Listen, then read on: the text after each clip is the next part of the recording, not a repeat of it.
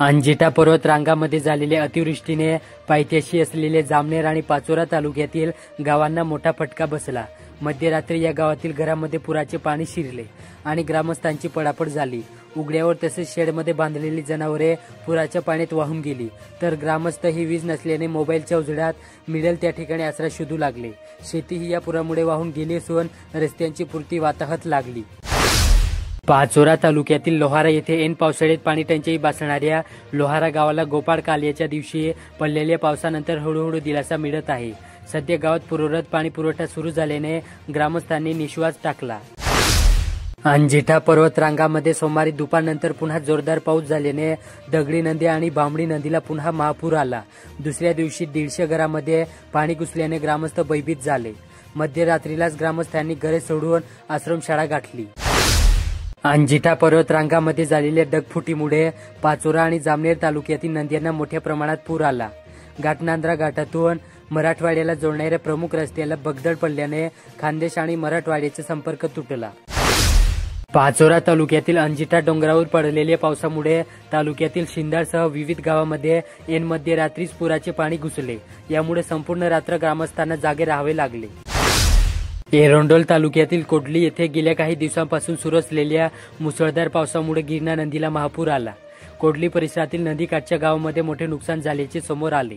नदीच्या पुरामुळे अनेकांचे पशुधन वाहून गेले, तर शेतीमालाचाही मोठ्या प्रमाणात नुकसान झाले। मंगळवारी रात्री झालेल्या पावसामुळे शहरातील वाकी रोड भागात मोठ्या प्रमाणात रस्त्यावर पाणी साचले होते। अशी स्थिती जुन्या गावात देखील पाहावयास मिळाली।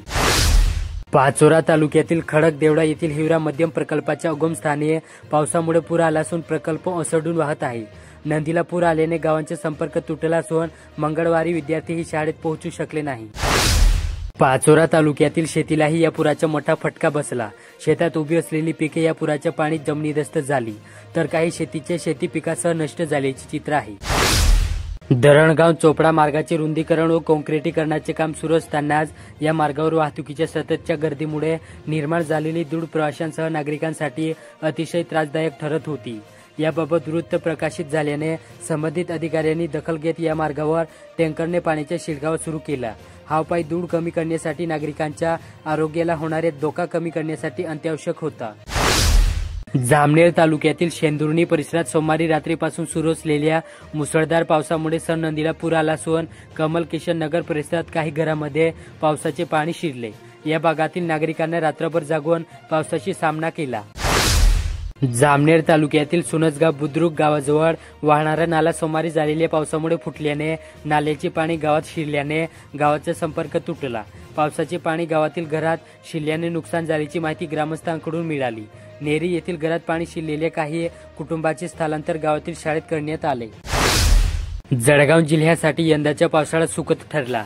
जिल्ह्यातील सर्वात महत्त्वाचे जलस्रोत असलेले गिरणा आणि वाघूर धरण पूर्ण क्षमतेने भरले। यामुळे जिल्ह्याच्या सुमारे 75,000 हेक्टर शेतीला पाणी मिळणार असून सिंचनाचा मोठा प्रश्न सुटला। विशेषतः वाघर धरणामुळे जळगाव शहर आणि जामनेर शहराच्या 2 वर्षासाठीच्या पिण्याच्या पाण्याचा प्रश्न मिटला।